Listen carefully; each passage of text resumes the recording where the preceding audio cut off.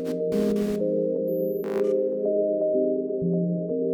a big fan of entering animation competitions because it gives you a sort of, it can feel a bit overwhelming to sit there and think, I want to make something for myself, but I could make anything, and that feels a bit much. Whereas if it's a competition, you've got to do it by a deadline, it has to be a certain length, it has to be on a theme.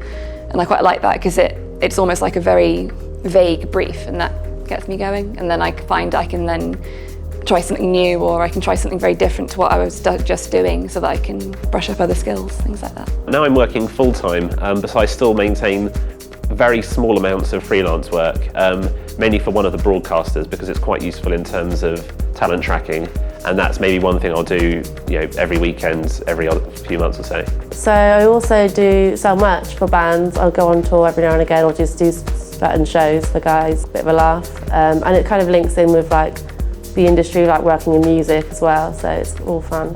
I created a mural in a primary school, did a workshop in Bethnal Green, did some illustrations for a mental health awareness website, did some comics, so I mean the great thing about freelancing for me is I get to just anything that I can kind of see myself slotting into, I'll have a go at and do it, so I think it's great.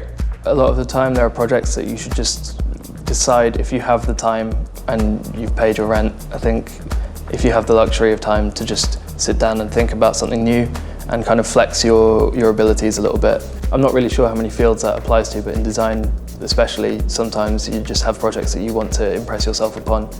And I think putting together pitches for people that don't even know you exist, if you can find their details somehow and get in touch with them, that's a great opportunity to work on your practice and potentially get some work.